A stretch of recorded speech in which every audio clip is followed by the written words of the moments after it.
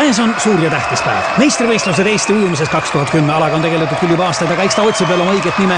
Täna on finaal. Finaali on jõudnud 4 vapraimat. Pingelistest poolfinaalidest rohkem edasi jõudnud ei ole. Suve läbi on toimunud tihe eelvõistluste sõel ja ega võistelda sel alal küll väga tihedalt ei kannatagi. Ago Pärnust. Isiklik rekord 5.35.14 on küll selgelt kõige nõrgem, aga tema sooritus poolfinaalis oli muljetavaldav. Märt Raplast sel hooajal väga stabiilne, ujunud ikka sinna 3 minuti kanti, isiklik rekordki 3.00.00.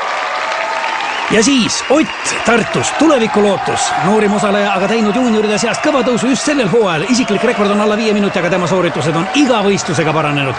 Indrek Tapalt, no jah, kes siis veel kui mitte Indrek Tapalt, tõeline gigant sellisel nõudlikul alal. Ainuke eestlane, kes saanud tulemuse alla minuti. Aga need varasemad tulemused ei maksa täna mitte midagi. Rahvas elab oma sangaritele maruliselt kaasa, võistlejad siirduvad stardipakkudele. Ago võiks öelda, et on selle võistluse must hobune. Ja muidugi suur favoriit on ikkagi Indrek Tapalt. Maailmarekordid siin täna võib-olla tõesti ei sünni, aga Eesti rekord 12.14 on üle paljude aastate reaalselt ohus. Kui ei juhtu superüllatust, siis peaks ju Indrek Tapalt selle võidu siit võtma. Aga mis ajaga, see on täna suur küsimus. Õhus on pinget, õhus on elektrit, võiks isegi öelda. Kaalul on, oi kui palju, kaalul on rohkem kui elu. Võistlejate traditsioonilised stardieelsed rituaalid ja nüüd rahvas hoiab hinge kinni, saal hoiab hinge kinni, kogu rahvas hoiab hinge kinni.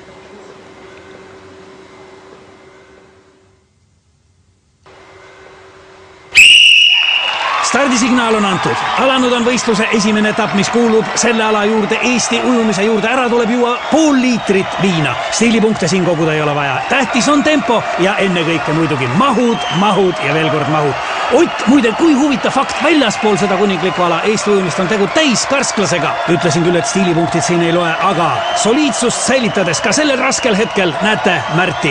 Ja siin, millises tempos liigub Ago.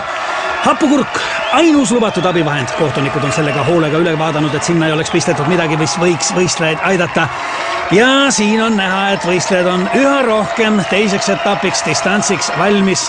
Märt, Ago, raske, on raske, aga nüüd tuleb meeste tahtejõud mängu.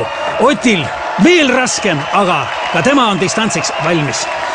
Mehed lähevad stardipukkidele, tuleb fikseerida stardiasend ja see on võistluse üks raskemaid momente. Võiks öelda, see ongi kogu jõukatsumise üks võtmehetki. Väga paljud on pidanud alla vanduma just selles faasis, aga nemad ei ole ka finaalis. Siin on ju 4 kõige kangemat, aga ka neil on raskusi. Kus on pukk? Kuhu minna? Ei ole kätes seda jõudu, ei ole jalgadeski. Aga tuleb minna.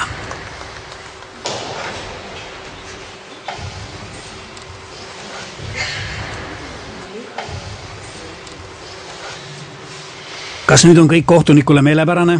Kas võistlejad on stardiasendi kätte saanud? Jah.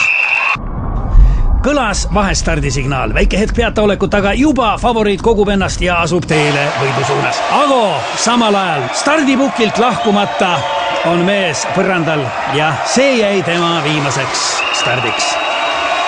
Võistlus aga kestab. Märt, kokkupuutel veega uppus tema, võib-olla isegi enne.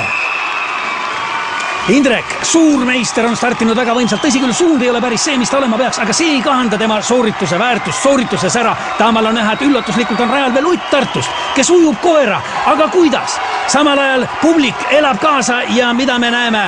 Indrekul on ilmselgeid raskusi ja ruudulik kohtuniku käes näitab võistluse enneaegset lõppu. Ott on võitnud, on uus meister puhtalt sellega, et pidas lõpuni vastu. Rahvas on hullumas, ei ole kedagi, keda see draama ei jätaks ükskõikseks. Milline üllatus, millised emotsioonid, siin ei ole vaja enam ennast tagasi hoida ja Ott paneb hinge alla veel pool liitrit viina, see on juba traditsiooniline võiduviin ja mida teeb Ott, kuhu läheb Ott? Veel võimas ja uue meistri väärline võidukarje. Milline ootamatu pööre tänastes sündmustes. Ott tormab välja, külma kätte, lumme, ei, autosse. No kuhu nüüd Ott, kuhu ometi?